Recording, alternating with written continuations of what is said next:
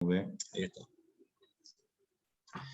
A ver, si yo pienso que el derecho comunitario nació de una lechuga, así que viste claro que en el 92 dijeron, che, vamos a hacer derecho comunitario. Imposible. Todo tiene antecedentes.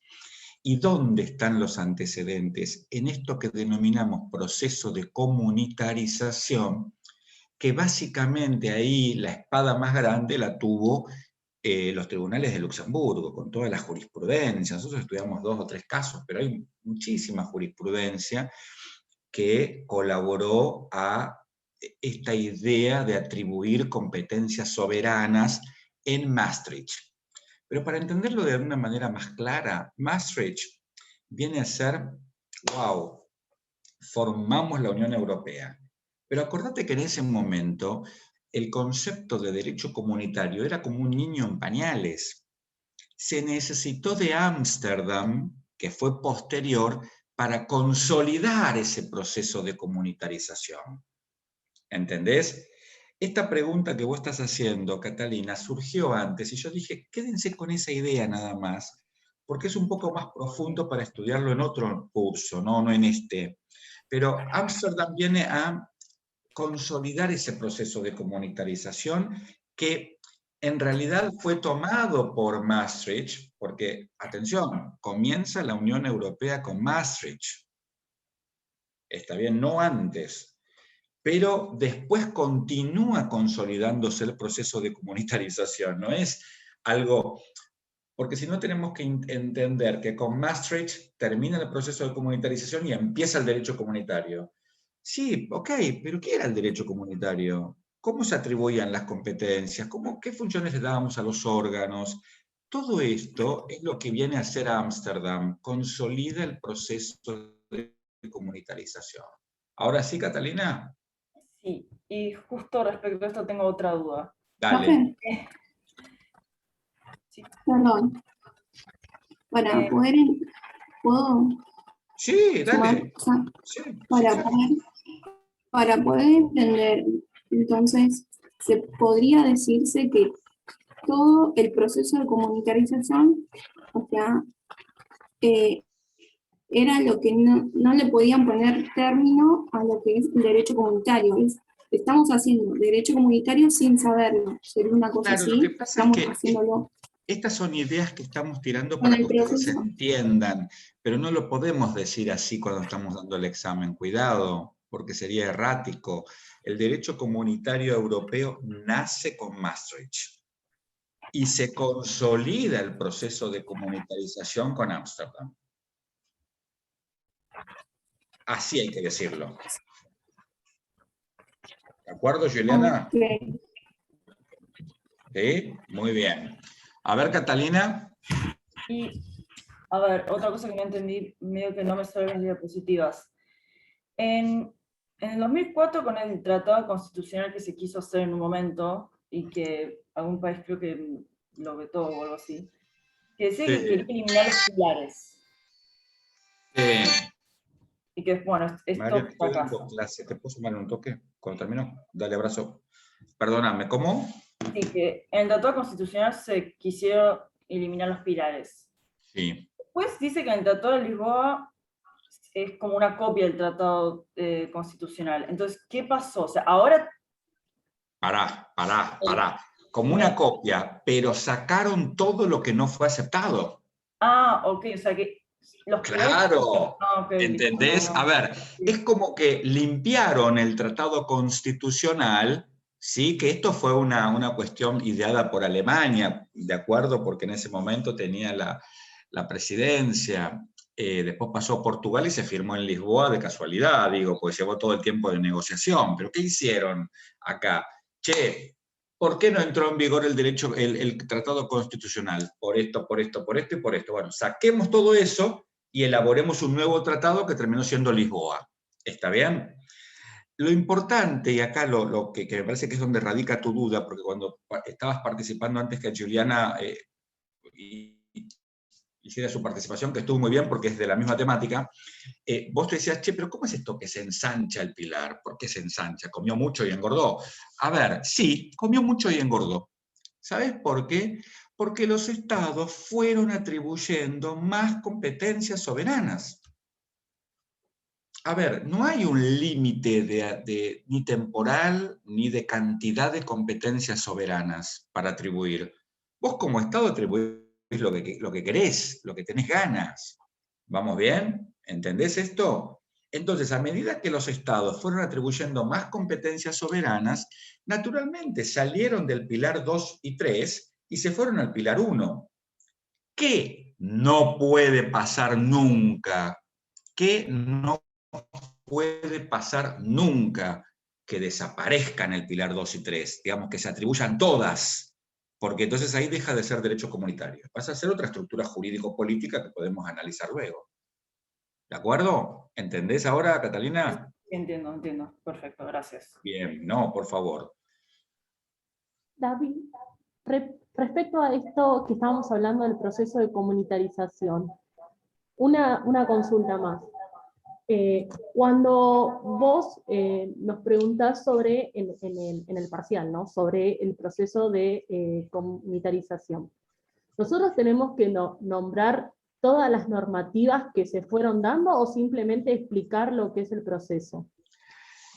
A mí, como evaluador, me interesa darme cuenta que vos entendiste que durante la década del 50, del 60, del 70, del 80, se fueron gestando las bases que luego fueron los fundamentos para poder crear el derecho comunitario. Porque no quiero que vos te vayas de la cursada pensando, como dije hace un rato, que el derecho comunitario nació de una planta de lechuga. ¿Entendés? Entonces, en ese proceso de comunitarización, quien tiene la participación más heavy, si se quiere, más fuerte, fueron los tribunales de Luxemburgo, porque con la jurisprudencia que fueron dictando, de a poco se fueron apartando en algún sentido del parámetro que tenían, que era propio del derecho internacional público, ¿entendés? Entonces, esta cuestión de, ¿no es cierto?, dar obligaciones con ese carácter, como vimos en el caso Cassé de Dijon, por ejemplo, es demostrativo de que estamos avanzando hacia una nueva estructura, que nadie sabía cuál era y que se termina gestando en Maastricht del 92. A ver, hoy, por ejemplo, si viene un analista a pensar,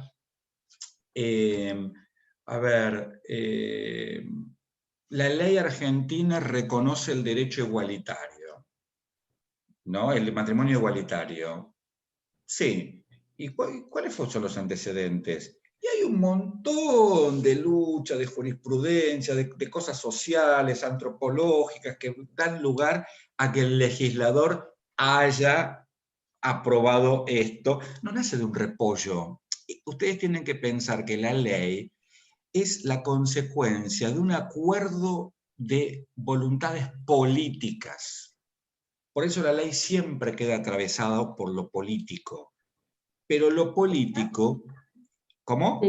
Serían todos los cambios de paradigma que se fueron dando hasta llegar a... Exacto. Este mismo pensamiento llevarlo a Europa. Nosotros yo no vivía en el 50, ¿no? Pero 50, 60, 70, que ya vivía. Digo, a ver, nadie pensaba en derecho comunitario. ¿Qué es eso? No existe. Derecho de la integración apenas se hablaba. ¿Qué es eso? Derecho internacional público. Después se empieza a tomar cuerpo propio. Eso es el proceso de comunitarización. Todo el mecanismo para que el derecho comunitario pueda ser fundado y repensado y trabajado en el marco de una decisión política. ¿De acuerdo? ¿Sofía? Perfecto. Perfecto. Bien. Sigo escuchando, ¿eh?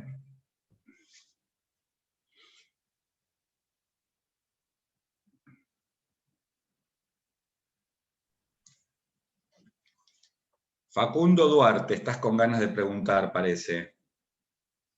Sí, tengo una consulta sobre el Tribunal Europeo Único y Permanente y sobre el proceso. Ajá. Exactamente sobre la modificación del protocolo 14. Ajá. Muy bien. Que tengo una confusión. O sea, el proceso empezaría en la etapa preregistral, después iría a la Secretaría y después a la comisión. No, la comisión no existe más desde el protocolo 11. Ah, a Vos, salas entonces, Facundo, ¿estás parado en qué protocolo? ¿En el 11 o en el 14? en el 14. Estás parado en el 14. Bueno, yo mandé un audio al grupo, que vos estás en el grupo, ¿no? De Sí, sí, WhatsApp, obvio. sí, Facundo. Sí, sí, pero no lo escuché. Bueno, yo mandé un audio de 5 minutos explicando todo el procedimiento del 11. Después escuchalo. Pero no obstante eso, te lo voy a repetir ahora, pero digo, ahí tenés otra cosa para Ah, anclarte después y escuchar, ¿sí? Eso lo mandé a pedido de una alumna que me lo hizo por privado y yo lo mandé al grupo para que lo aprovechen todos. A ver, la petición individual comienza con la fase preregistral, ¿sí? ¿Es obligatoria la fase preregistral? No. Es optativa. El individuo puede decir, no, yo no quiero que nadie me ayude.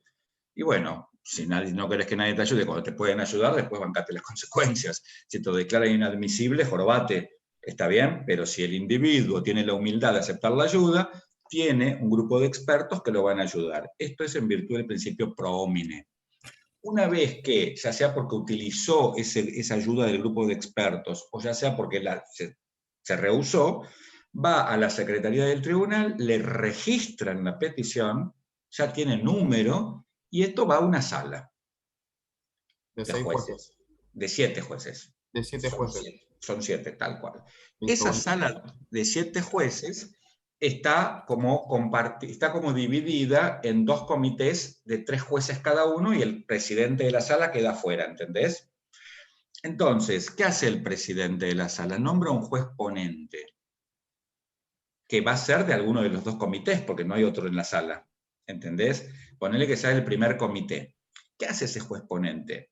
Analiza la petición, pide informes al Estado, hace una instrucción, por decirlo de alguna manera, ¿no?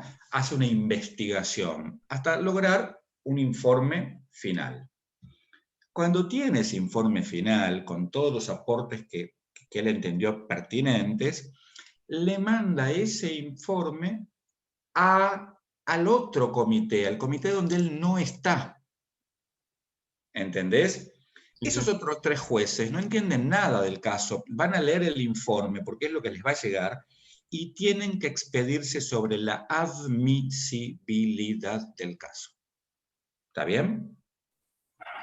Si estos 3 jueces están de acuerdo, ya sea los 3 o 2, en que el caso es admisible, el caso pasa a la siguiente etapa. ¿Vamos bien? Si no logran que los 3 jueces de ese comité digan que el caso es inadmisible, si aparece uno que dice, para mí es admisible, bueno, entonces ahí, por aplicación del principio pro homine, de vuelta, que la petición ¿a dónde va? A la sala en pleno. 7 jueces que van a votar 4-3. Admisible o no inadmisible. Perdón, admisible o no admisible. ¿De acuerdo? ¿Entendés hasta acá? Sí, Llegó a eso la sería, sala, perdón, ¿protocolo 11 o protocolo 14? protocolo 11. Ah, listo, listo. Sí, sí. ¿Puedo ¿Entendés? hacer una Sí, pregunta? sí, En la sala decía que tiene que estar el juez nacional del Estado parte sí, involucrado. sí. Sí, tal Él, cual. Sí, tal él, cual, tal cual. él Tal cual. como una, o sea, persona oyendo, o sea, el juez estando No, no, no, parte no, o no, no, votando. como juez de la sala. Siempre es convocado el juez del Estado demandado. Sí, a lo que yo voy es para que esté y verifique, digamos, el proceso, o también tiene voto. No, no, no, no, no. El juez es uno de los 7 jueces. Aunque él también vota entonces. Por supuesto. ¿De acuerdo? ¿Sí? ¿Todos? Muy bien. Entonces, hasta acá tenemos una petición individual declarada admisible. Si la petición fuera de Estado contra Estado, primero, no hay fase preregistral, lógicamente, porque no es un hombre. La fase preregistral existe por el principio pro homine. Segundo, hay juez ponente, efectivamente, pero el juez ponente no lo va a mandar al otro comité el informe de la interestatal, lo manda a la sala de 7, ¿entienden? Y se vota 4-3, porque No hace falta el principio pro homine acá. ¿Vamos bien? Sí, sí. Bueno, David, sigue. Sí, a ver si estoy bien en lo que entendí. Entonces, cuando es una cuestión entre estados, directamente va a la sala de 7 jueces y no a la otra, ahora no me está saliendo el no nombre. al comité. Al comité. Claro, porque el comité, ¿sabes por qué se forma, Sofía? Por el principio pro homine. Para que exista la posibilidad de, si entre 3 jueces no pueden declararlo inadmisible, que los 7 vuelvan a decidir. ¿Se entiende? Es en favor del ser humano. Entonces, como esta petición es de Estado contra Estado, ¿para qué va a ir al comité? Directamente los 7 jueces. ¿Vamos bien todos? Entonces, el caso declarado admisible comienza la solución amistosa.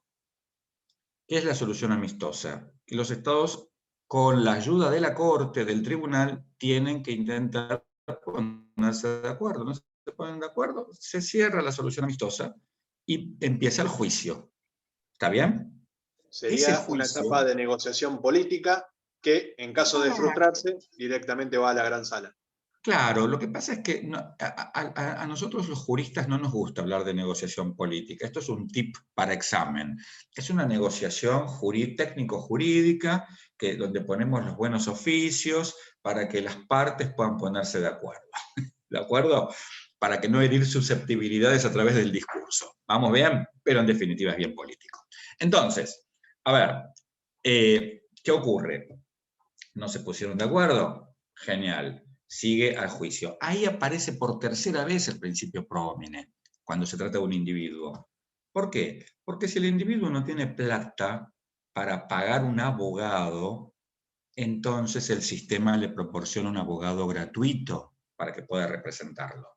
Pero no para que pueda asesorarlo, para que lo patrocine. ¿Está bien? ¿Entendieron esto? ¿Qué ocurre?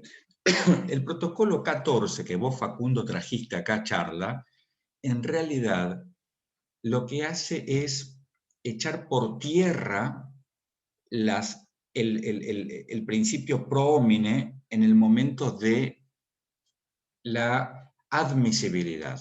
¿Sabes por qué?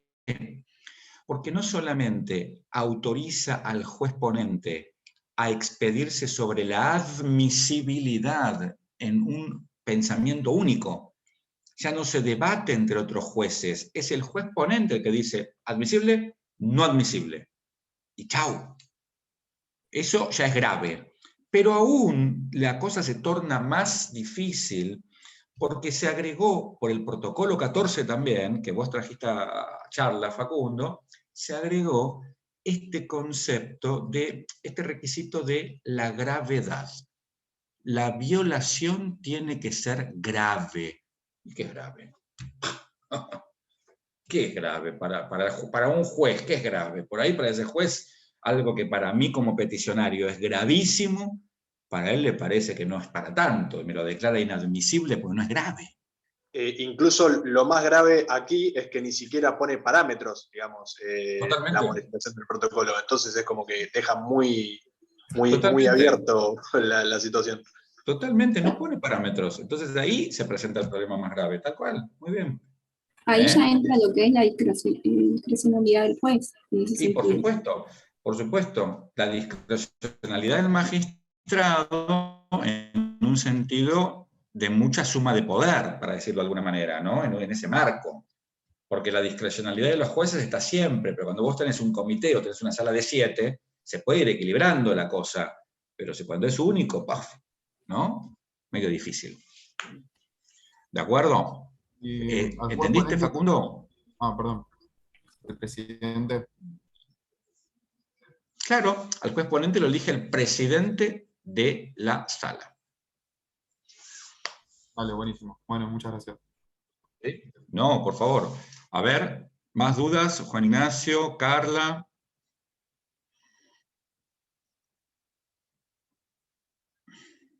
Una duda en cuanto a lo que es en Mercosur, Sí. que los particulares puedan, o sea, acceder tanto al tribunal ad hoc como al TPR. Quiero saber si lo que estuve leyendo lo interpreté bien, más que nada. Dale. O sea, que en realidad no pueden, o sea, los particulares, ¿cómo sería? Ir directamente a lo que a lo que son estos tribunales, sino que primero tiene que agotar lo que es la vía judicial nacional, sería. No, ahí hay un error. Escucha bien. Sí. ¿Querés decir algo, Juan Ignacio?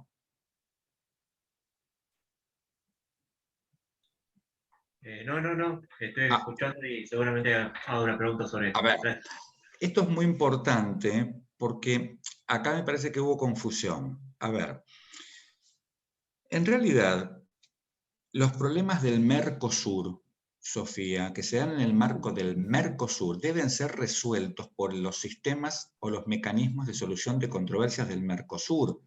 En principio no tiene nada que ver la justicia de los estados internos. ¿Entendés? La justicia interna de los estados. No tiene nada que ver. ¿Estamos bien hasta acá? Claro. Sí. Porque en principio se presenta como el incumplimiento de algún estado que pueda perjudicar a otro estado, a un individuo o a una persona jurídica. Exactamente. Sí. Pero ¿qué ocurre? La persona jurídica y el individuo no tienen la posibilidad, como la tienen los estados, porque ¿quién es el titular del derecho en el Mercosur? El Estado. Entonces, claro, el Estado es el que puede llevar el caso del individuo, hacer lo propio y llevarlo a los sistemas, a los mecanismos de solución de controversias. Entonces, ¿qué es lo que tiene que hacer el individuo según el protocolo de Olivos? Sí. Tiene que ir a la sección nacional del Grupo Mercado Común y decir, miren, yo les ruego por favor que lleven mi caso por esto, por lo otro, y hay que ver si el Estado va a querer después. Porque ahí es una decisión política, ¿no? Después. Por supuesto, ahí claro, no nos ofendemos los juristas si decimos que es una decisión política, porque ciertamente lo es. Está bien y no lo podemos negar. Entonces, cuidado con esto, porque cuando Ricardo habló del camión de papas y dijo, bueno, por un problema no se puede, ¿qué hace el camionero? Y sí, va a la justicia interna para decir, che, déjenme pasar. Pero eso no significa que con eso agota o utiliza, primero, no significa que utiliza un mecanismo de solución previsto en el Mercosur, claro, y tampoco que es necesario hacer eso para luego poder ir al Estado, digamos, a la sección nacional del Grupo Mercado Común. ¿Sabes por qué? Porque no necesitas hacerlo, digamos. O sea que uno puede ir directamente a la sección. Claro, y ahí, bueno, si te escuchan y al Estado le interesa y lográs conmover el aparato del Estado para que actúe en tu nombre y representación, para decirlo de alguna manera, vas a tener el caso en el sistema. Si no, olvídate, quedará en una carpeta ahí.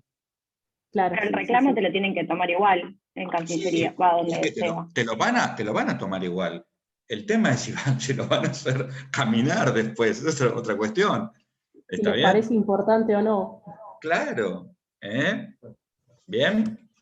Muy bien. ¿Entendiste entonces, Sofía? Sí, ahora sí me quedó claro. Perfecto. Profe, volviendo un poco a lo que dijo Sofía. Perdóname un minuto, Sofía. Juliana, espérame. Juan Ignacio, ¿vos tenés alguna pregunta en relación a este tema? ¿O alguna duda en relación a este tema? ¿O quedó ya zanjada con lo que dije? No, que quedó zanjada con lo que dijiste recién. Bien. Sí.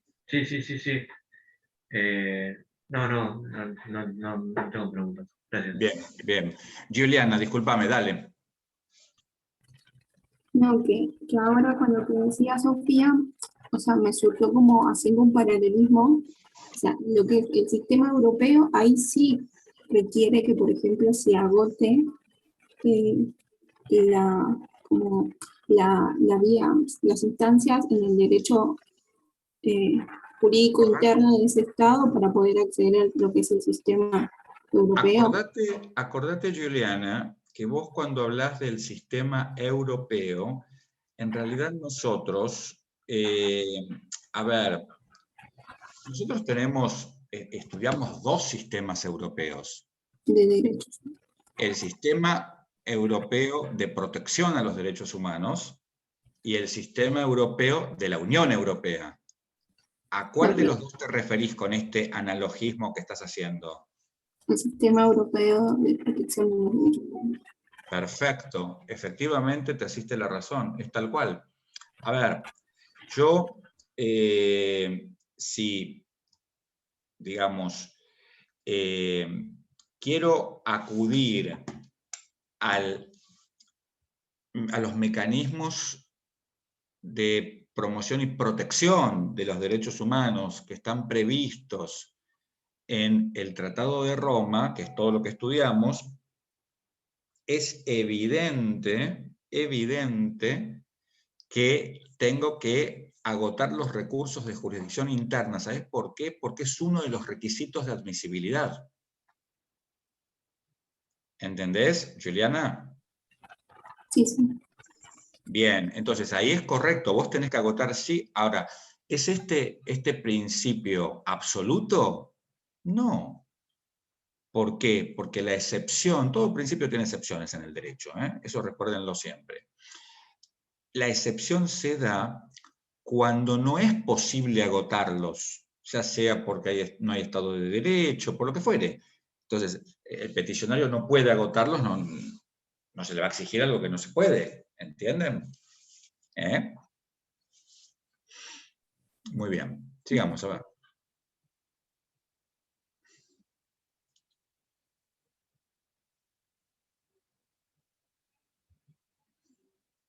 Sí, yo tengo una duda, pero Dale. no sé si es una duda, es más chequear si lo que yo Dale, entiendo pero está para bien o no. eso se abrió este espacio, para chequear, para dudas, para lo que sea. Dale, aprovechemos. Cuando se incorpora una norma del Mercosur, si es según el procedimiento especial, o sea, se remite al 40 del Europreto, va a entrar en vigencia del Mercosur, o sea, va a entrar como, no en vigencia, pero Va a entrar en vigencia en el Mercosur. en el Mercosur a partir de que todos los estados la aprueben. Claro, porque Bien. una norma Sí. del Mercosur se aprueba, por ejemplo, en el Grupo Mercado Común, en el Consejo Mercado Común, en lo que sea, ¿no?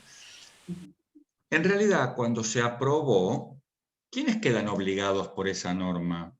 Los estados. Nada más. Espera, por eso, ahí viene mi duda. Por eso, ahí ya sé me dónde va tu confundo. duda. Escuchá. O sea, Espera. Los estados como sujetos del derecho internacional quedan obligados. Esto significa, está obligada Argentina, está obligado Brasil, está obligado Uruguay, está obligado Paraguay, y cuando vuelva a Venezuela, Venezuela también. ¿Estamos bien? Pero el punto es, las personas físicas, jurídicas, de los diferentes estados, ¿quedamos obligados por esa norma? No. Cuando esas normas son internalizadas y los actuales 5, hacen lo propio y queda publicado esto en el boletín oficial, en la Gaceta Oficial del Mercosur, claramente pasa a ser una norma obligatoria para todo el mundo. ¿Entendés la diferencia? perdón, lo puedo volver a repetir porque ahí Sí. es donde me pierdo, pero... Porque vos no tenemos que olvidar que cuando uno de los órganos creados, que son intergubernamentales, creados por los propios estados y representados por representantes de estados, aprueba una norma, ya los estados quedan obligados en relación al Mercosur. A ver, vos tenés que pensar, Mercosur, estados, relación de coordinación, ¿te acordás de esto? Sí, ok, eso lo entiendo. Pero ¿qué pasa conmigo? Con vos, con mi amigo brasilero, con mi amiga uruguaya, con la empresa que yo como abogado manejo en Uruguay. Entiendo, o sea, perdón, solo para repetir, lo que usted me quiere decir es que cuando ya un país internaliza una norma Mercosur, ya el país ya queda obligado a la norma, pero yo como particular... No cuando lo internaliza, cuando se aprueba la norma en el órgano. Ok. Perdón. A ver, nosotros somos el Consejo del Mercado Común en este momento. Y aprobamos una norma que diga que tenemos que tener más recreos en las escuelas. ¿Sí? Muy bien. Si hubiera una escuela del Mercosur, automáticamente tiene que tener más recreos. Ahora, en las escuelas argentinas, en las escuelas uruguayas, en las escuelas paraguayas, en las escuelas brasileñas, no van a tener más recreos sino hasta que se internalicen las normas y efectivamente entren en vigor para todos. Ok, ahí entendí. ¿Ahora sí? Sí. Perfecto. Perdón, ¿Todos vuelvo, entendieron? no, vuelvo yo. Dale. O sea, que dijimos, entiendo la primera parte, que es cuando el Estado lo firma, ahí ya quedan obligados. Ahora, ¿qué pasa nosotros respecto de eso? O sea, que una vez quedamos obligados cuando lo internaliza el Estado en su propio ordenamiento. Ahí sería. Exacto. Y Cualquier- no pasa por si es un procedimiento ordinario o especial. No me interesa, porque muchas veces, y esto es algo que hicimos mucho hincapié en el parcial que tomamos, y que a Ricardo le interesa mucho, que tiene que ver con cuál es el órgano del Estado que va a aprobar, que va a tener a su cargo aprobar esa norma del Mercosur. Pues el órgano es el competente, el que en virtud de la materia corresponda que lo apruebe. Hay casos, yo les comenté, creo a ustedes, no sé si lo dice, pero no importa, la AFIP, por ejemplo, internalizó muchas normas en Argentina del Mercosur. Y es un órgano que efectivamente está dentro de la órbita del Ejecutivo. Lo más común es que lo haga el Ejecutivo.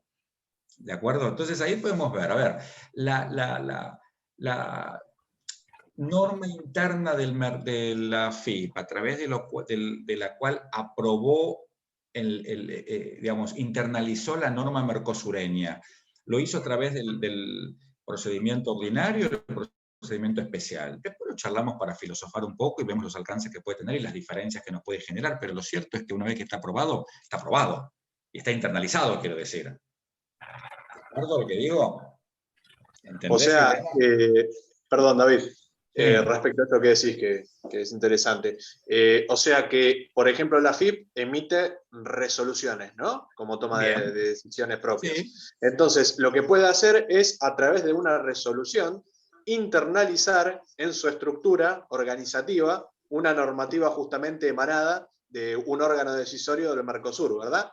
Claramente, en la medida que esa normativa mercosureña sea de la materia cuya competencia le fue delegada. ¿Te imaginas? ¿Entendés? Bueno, nosotros en clase cuando hicimos los trabajos, nosotros en el grupo Celeste, una normativa de ANMAT, por ejemplo. Por ejemplo, ANMAT, otro, claro. Entonces, si es de competencia, entonces ahí está el órgano.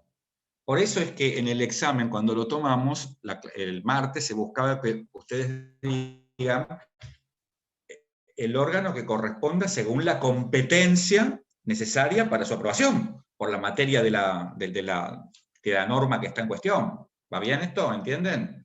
Facundo, ¿me seguís? Yo tengo una consulta, porque yo no había entendido eso. Yo tenía entendido de que tienen que interiorizarlo en cada estado, mediante el organismo que sea, tienen que dar traslado a la Secretaría, y la Secretaría va a notificar a todos los países, diciéndole que recién ahí entra... Te paro un cachito. Cuidado con los términos. El término es internalizar. No, internalizar. Bien, perfecto. Y fíjate que vos mismo lo estás diciendo, por cualquier órgano. Y ahí me obligás a mí como evaluador a decir, ¿y cómo se determina cuál es el cualquier órgano?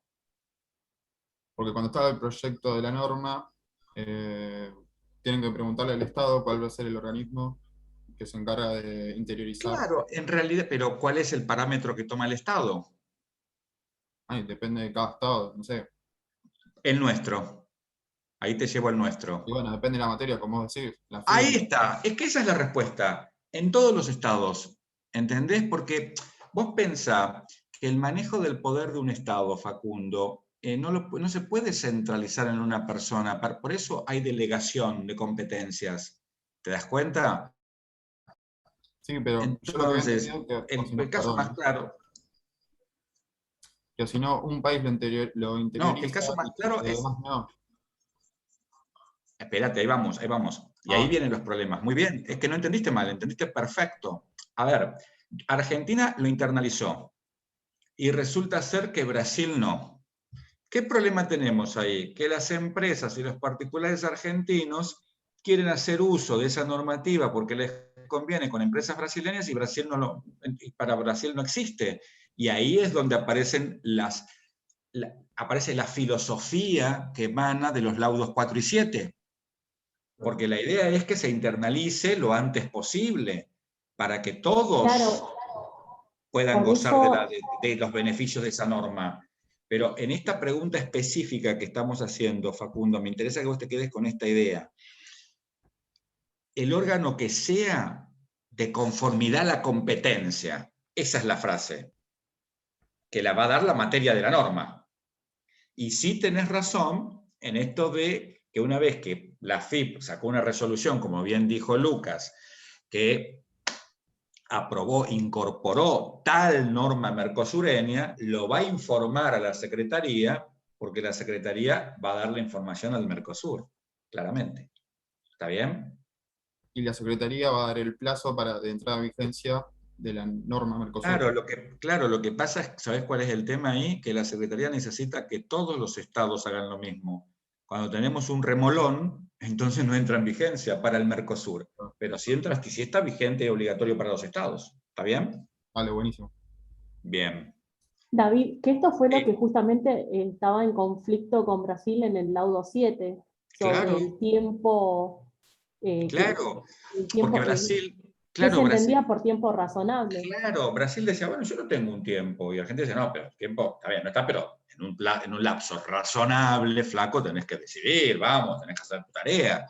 Entonces Aparte ahí, también puede ser que, bueno, o sea, si de 4 estados, 3 ya la internalizaron, quiere decir que el plazo razonable ya se cumplió. por supuesto, pero aparte hay otros parámetros que son los que toca el laudo, que tienen que ver con el principio de razonabilidad, ¿no es cierto? ¿Sí? ¿Perdón? Ah, pensé que alguien lo hablaba. A ver, que tiene que Perdón, no, ver yo decía lo del pacta sunt servanda también. pacta sunt servanda, por supuesto, a ver, con todos No, estos principios que analizamos, que son sumamente interesantes, porque en definitiva llegamos a esto, che, ponete las pilas, porque no puede ser que no, si, como vos bien señalás, Sofía, si los demás pudieron, ¿por qué vos no? A ver, ¿está bien? Entonces aparece como una suerte de ventaja en esto de una norma muy, muy, muy laxa, que hay que cumplirla con arreglo a principios de buena fe, ¿no? Por supuesto. Pregunta, porque yo había entendido también eso, pero ¿no hay una decisión del mercado común que también dice que son las delegaciones las que van a poner un plazo o a decirlo antes? Pero, a ver, esto es un detalle, Carla, ¿sabes por qué? Porque no está mal lo que estás diciendo, pero se queda en el detalle, porque si el Estado no cumple, lo cierto es que estamos en la misma. Acá el punto es entender, o al menos yo pretendo que ustedes entiendan, que cuando se aprueba una norma en el ámbito del Mercosur, esa norma es obligatoria para los estados. Pero el punto es que no baja hacia los destinatarios que terminan siendo en materia de comercio, mercado común del sur, ¿no es cierto?, las personas físicas y jurídicas que tienen prácticas comerciales. Entonces, fíjate que ahí se genera el desmadre, digamos, donde hay que acomodar. Entonces, no importa si se le impuso un plazo o no se le impuso, lo que importa es pensar en esta estructura. Los estados tienen que internalizarlo. ¿Cómo se internaliza? A través de los órganos que dispongan, ¿no es cierto?, los estados, con arreglo al principio de competencia, como ya habíamos dicho, de conformidad al contenido de la norma. Ya está, con eso está claro. Una vez que el Estado hizo los deberes, obviamente esperamos que todos hagan los deberes para que entre en vigor para todos, si no se generan los problemas que en realidad esto atenta contra los fines y propósitos del Mercosur. ¿No? Claro. Muy bien.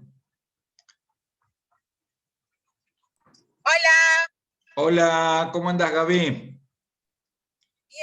solo pasaba acá, estoy escuchando, repasando con ustedes. Me parece muy bien, muy buena onda, bárbaro. Marta me pregunta, ¿te gusta recuperatorio? Te paso mis cosas. No, solamente estoy en la clase porque me gusta. Está muy bien, está muy bien, está muy bien, está muy bien. Bueno, a ver, ¿más preguntas? Sí, perdón. Dale, vos largá, dale, largá. Sí. Ahora, todo esto, ok, lo entendí, lo de la internalización de las normas. Y en el caso cuando hubo, por justo lo que nos pasó en clase es que justo nada, elegimos una norma que era de procedimiento ordinario.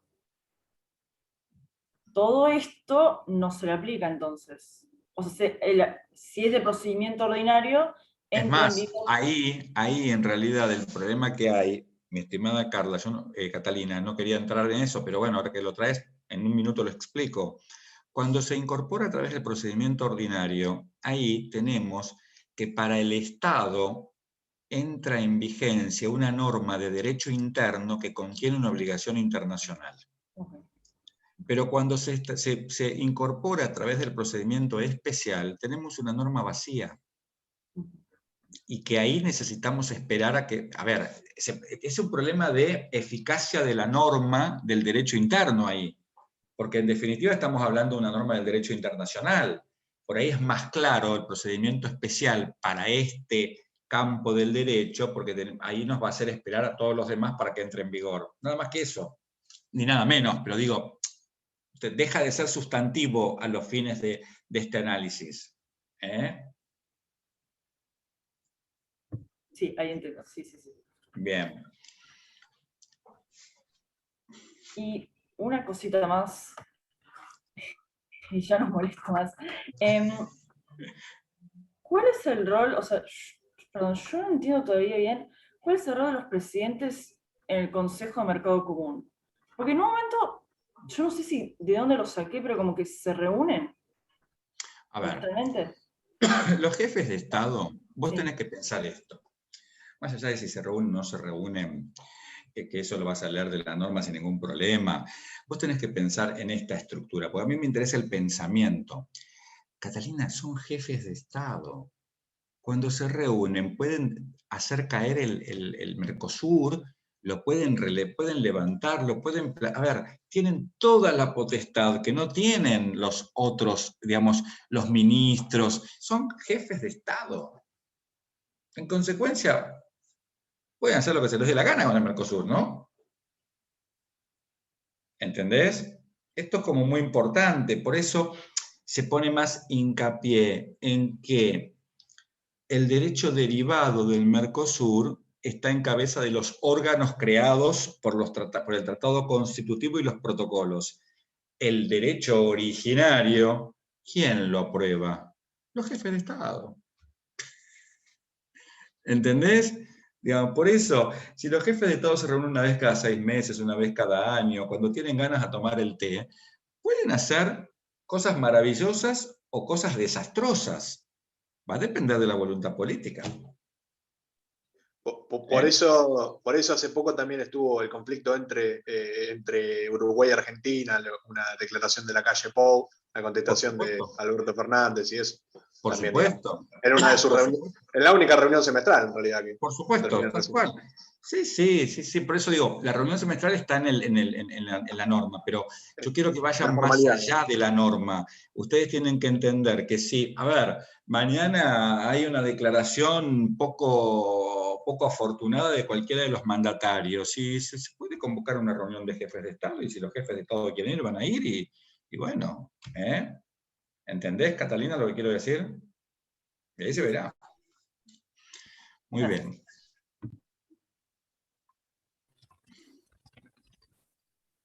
¿Más dudas? Profe, yo tengo una duda. Sí. No me termina de quedar claro, o sea, de los recursos ante el TQE. Sí. O sea, entiendo el de cumplimiento, ahora no logro entender, o sea, me confunde el de anulación.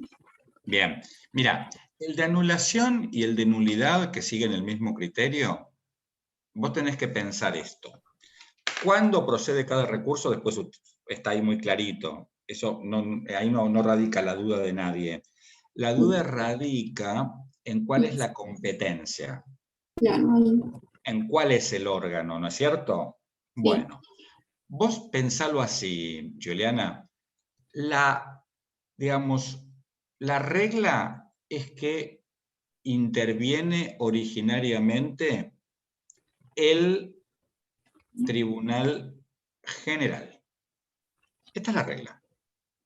Tenemos un caso de anulación, un caso de omisión, interviene el Tribunal General. Salvo, y ahí vienen las excepciones, que sea un caso entre instituciones. ¿Me esperan un segundo? Medio minuto, medio. No se vayan. Medio segundo.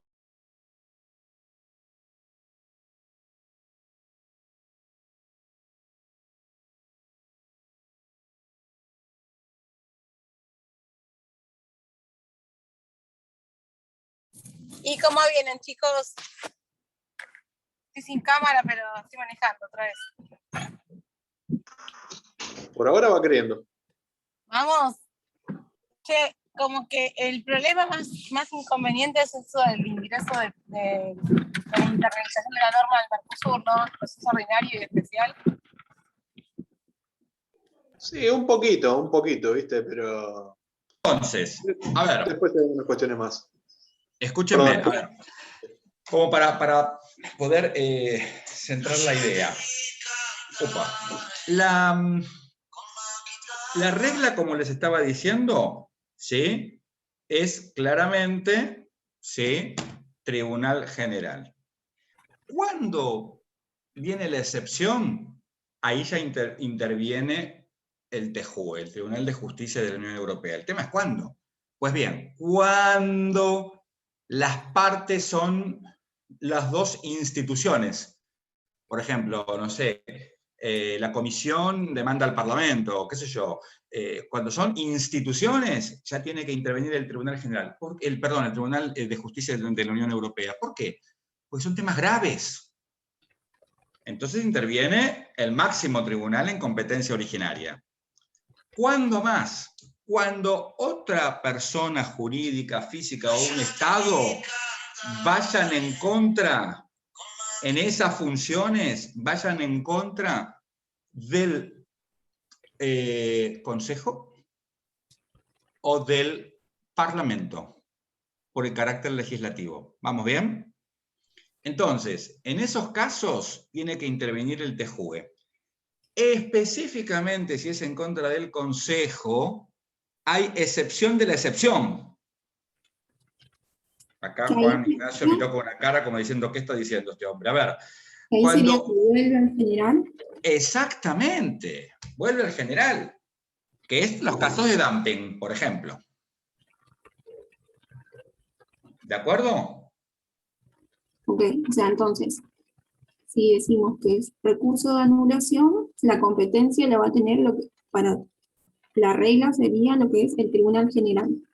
Exacto. Excepto que se trate de actos, digamos, anular actos entre instituciones. Claro.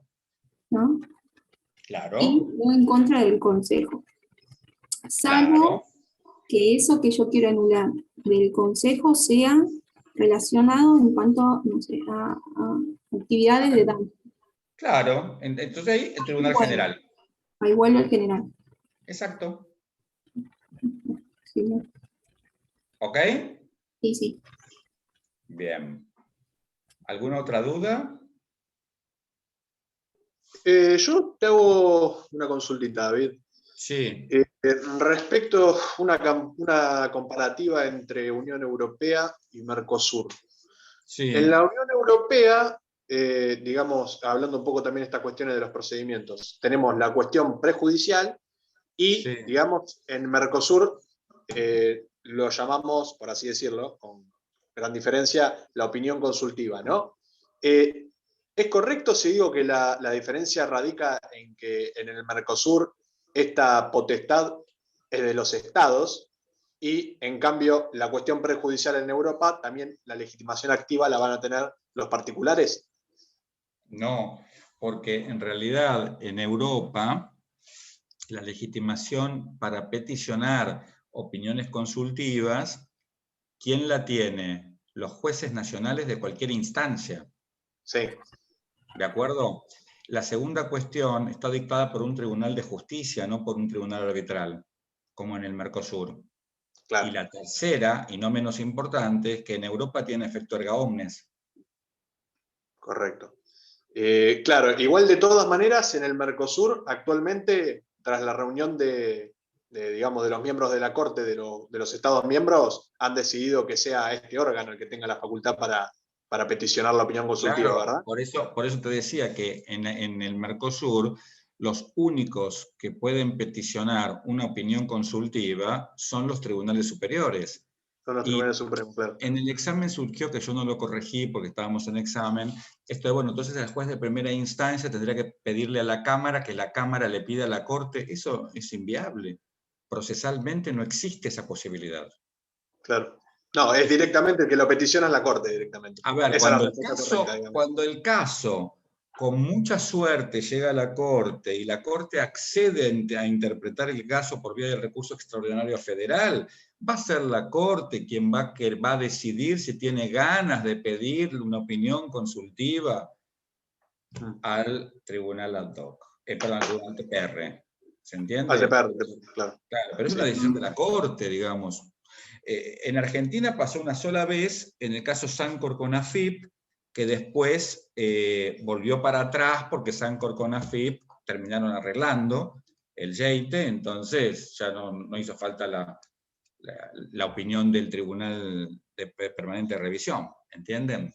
Hubo una solución amistosa, digamos, en ese caso. Claro, no una solución amistosa, porque dentro del derecho interno no existe la solución amistosa. No existe. Digamos, existe la negociación, la transacción, el acuerdo, llamarle como quieras, pero sería el equivalente, tal cual. Exactamente, a eso me refería.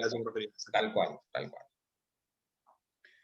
Bueno, niños y niñas, ¿pedimos la cena?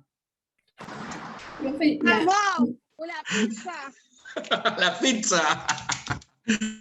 Bueno, a ver, ¿algo más? Sí, claro, dale, Juliana. Para diferenciar los consejos. Sí. ¿No? Tenemos el Consejo Europa, que es de Derecho Internacional Público. Es una OI, tal cual. Después tenemos el Consejo, perteneciente a lo que son las comunidades europeas. En realidad, eso, no sé, lo habrán leído de algún texto. Yo diría, cuando hablo de consejo, diría el que colegisla con el Parlamento. Ya está. ¿Se entiende? Y es derecho comunitario. Por supuesto, es un órgano comunitario. ¿Y el tercero? ¿El Consejo Europeo? Sí. Es el órgano creado por que está compuesto por los jefes y jefas de Estado y de Gobierno. Que eran los clandestinos. Exactamente, que era el que no existía y pasó a existir. ¿Y ahí la naturaleza cuál sería en ese sentido? Intergubernamental. Que fue antes de lo que, o sea, que fue durante el proceso de comunicación. Es que siempre es intergubernamental, no tiene nada que ver en un antes o un después.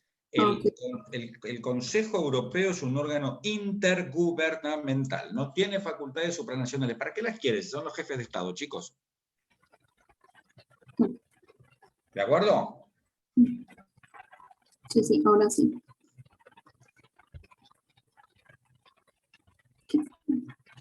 Bueno, muchas gracias. Bueno, escúchenme. A ver, no vacilen. Si tienen dudas, me escriben. Si no se animan en el grupo, me lo escriben por privado. Yo les voy a responder hasta antes de las 4 de la tarde, 4:30 les voy a responder. No se pongan tímidos, tímidas, porque mañana tienen que aprobar todos, y con buenas notas. Así que déjense de hinchar, dejen la timidez de lado, y si tienen alguna duda, por más tonta que le parezca la duda, me hacen la pregunta igual. ¿De acuerdo? ¿Sí? ¿Se comprometen a poder hacer eso? Sí. Bueno, mucha suerte para todos. Pero del parcial. en sí. Sí, ¿Nos conectamos todos a las 5? O sea, todos a las 5. Iba a todos, preguntar sí, Todos a las 5. preparamos tema y... Si quieren, Ah. bienvenido. Ok. ¿Sí? Sí, no es solo Listo. eso. Historia Suerte. que- Gente, Nos vemos mañana, David. nos vemos mañana y Gracias, no profe. duden Gracias, en David. acudir si necesitan. Pedir ayuda es de gente inteligente. ¿De acuerdo? Chau, Sí. chau. Dale. Chao.